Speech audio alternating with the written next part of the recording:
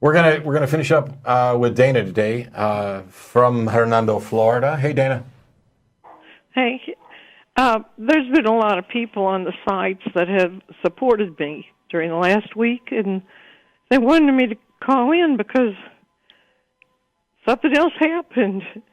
My sister called, as you know, from 800 miles away, and just to give me the good news that I was going to hell, and she was trying to force me to accept Christ while she was on the phone.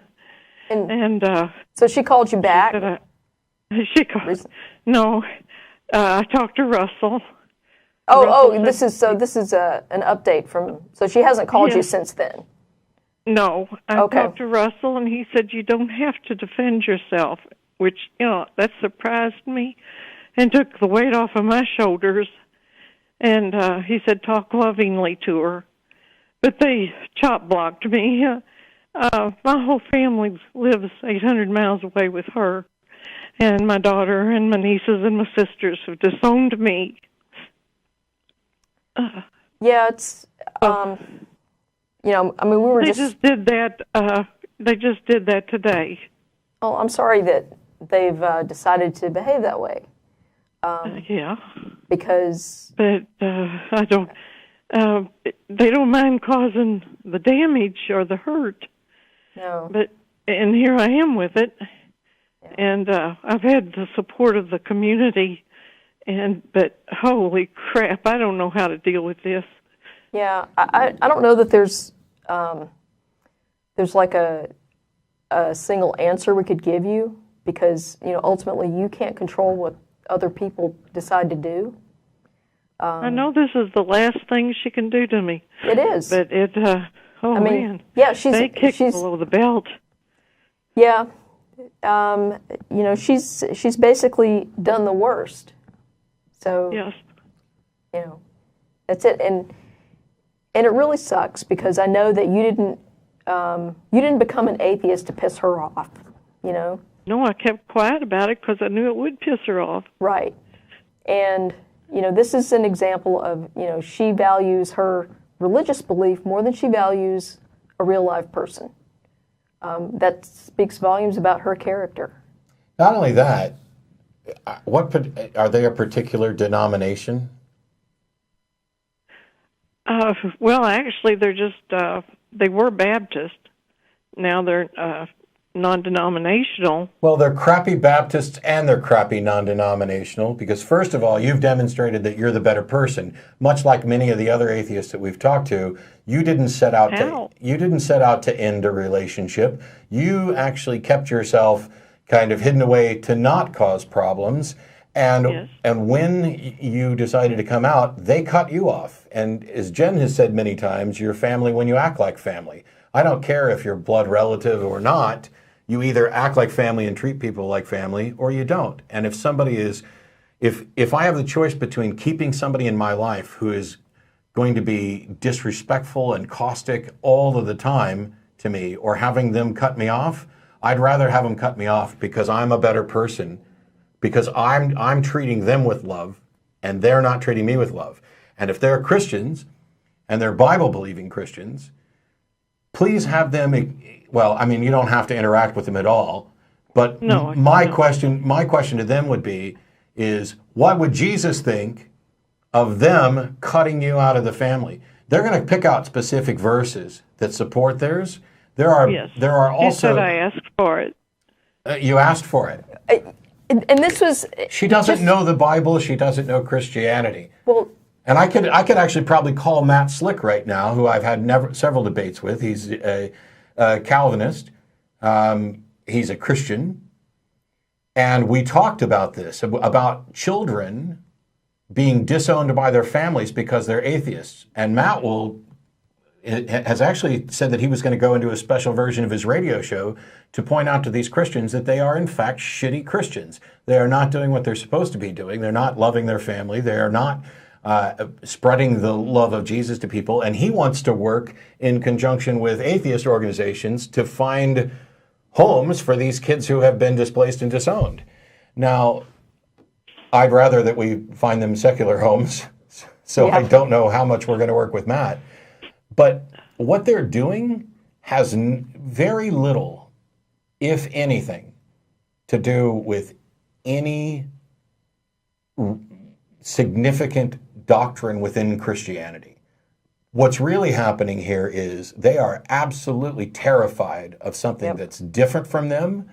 They are baffled at how someone they could love could not think the same way that they do. And rather than having to face it, rather than having to defend their faith, it's much easier for them to just say, she's the terrible one, let's have nothing to do with her. And the second they've done that, they've demonstrated that they are horrible human beings, despite whether or not they are horrible with respect to their religion. And as much as painful as it is, and as much as it feels like losing, like people, like your entire family just died and you are in mourning, you are not alone in this.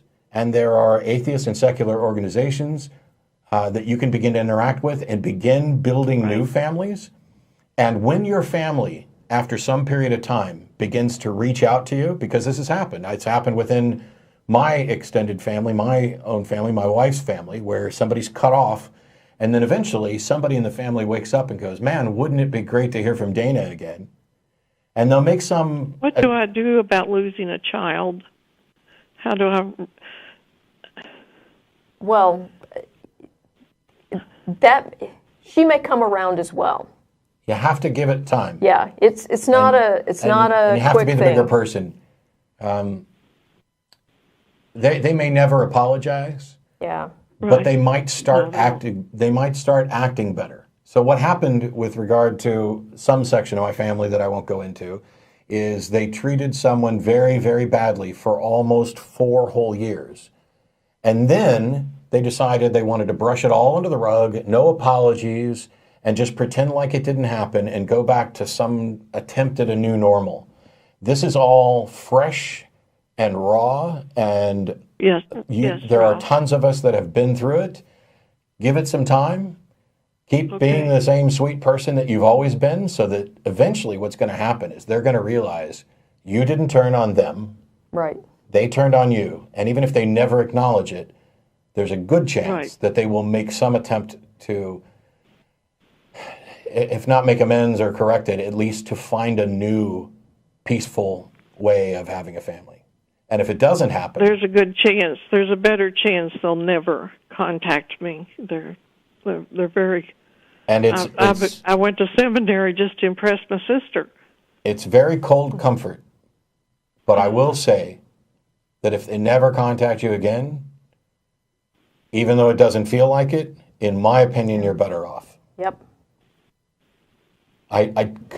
My life is so much better when the people who can't appreciate me for me just remove themselves from my life. I miss them. Wow. But I'm happier. I didn't do anything.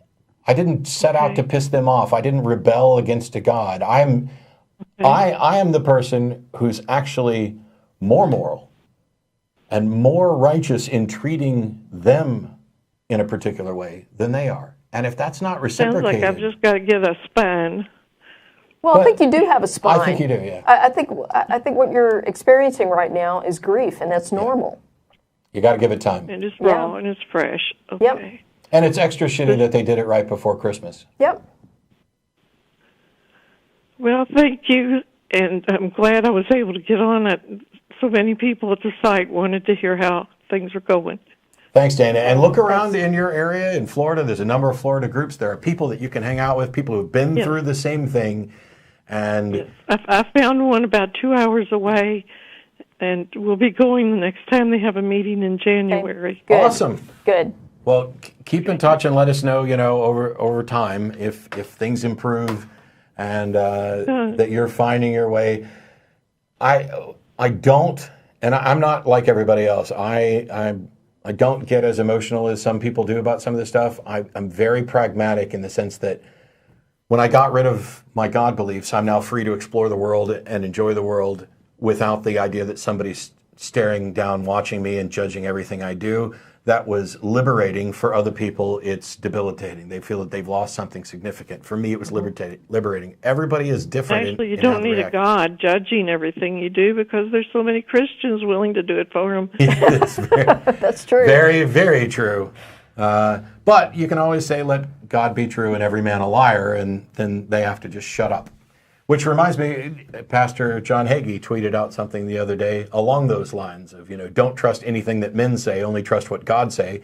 And I immediately tweeted back at him, isn't that a man tweeting that?